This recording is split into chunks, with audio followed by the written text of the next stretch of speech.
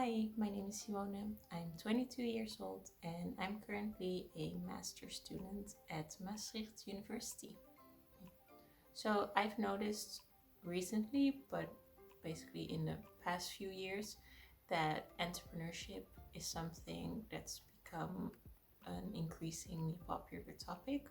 Also, from my own perspective, because I've become increasingly interested in the topic.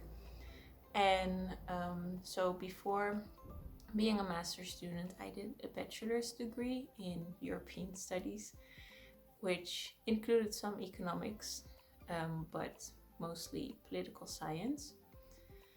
And I noticed that especially female entrepreneurship is really rising, which I find very interesting as a female.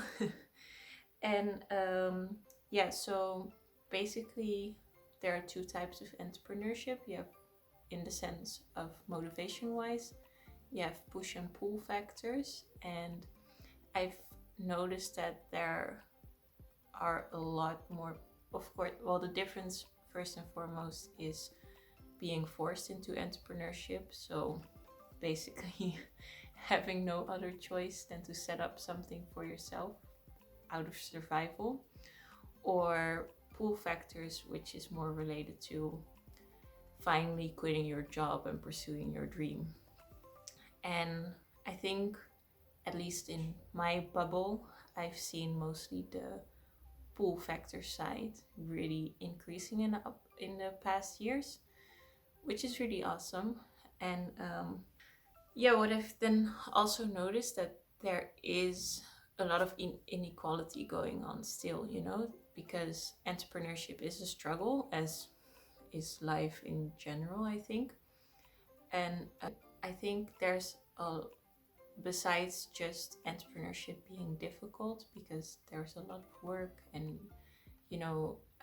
because you work for yourself, there's a lot of risk involved. But there's a lot of inequality when it comes to the struggle, I feel like, because some people are just very privileged, and they have a lot of access to information, to equity, to money. They have a really good network already, for example, that's leading them to the right people. And yeah, there's just a lot of inequality there. And I think personally, I'm definitely one of the privileged people out there. I have the opportunity to go to a good business school. I'm studying international business, specializing in entrepreneurship and SME management. So I have that privilege. And also, my father was an entrepreneur, and entrepreneurship to some extent runs in our family. My grandfather was an entrepreneur, his father was an entrepreneur, my aunt was an entrepreneur together with my father. So I've also experienced entrepreneurship in that way a lot, seeing it happening in my family. And yeah, that's put me to some extent in a great position of privilege, which I'm very grateful for. But I also realize that there are a lot of people out there that don't have that, and yet they still really have the drive or the need to become entrepreneurs. So yeah, at some point I now started my studies, and we have to set up our own business within our study program. So I'm also learning now firsthand what it's like to be an entrepreneur. And yeah, I started really thinking about, okay, what is it that I want to do with my life, but also in what field would I want to set up a business or be an entrepreneur or whatever. And I've really noticed that it's very important to me to somehow, I don't really care how, but somehow that I will make a positive impact or a positive change for people or the world or whatever. And yeah, and I have a really great team now in my studies, like two really amazing women, and I'm working together with them on a completely separate business right now, and I think it's really, really cool. But I don't know, I still felt this like itchy feeling in me that I still wanted to do something more, you know, like really feel that I'm directly positively impacting people. And then I thought, well, maybe it would be a good idea to share my privilege as much as I can, you know?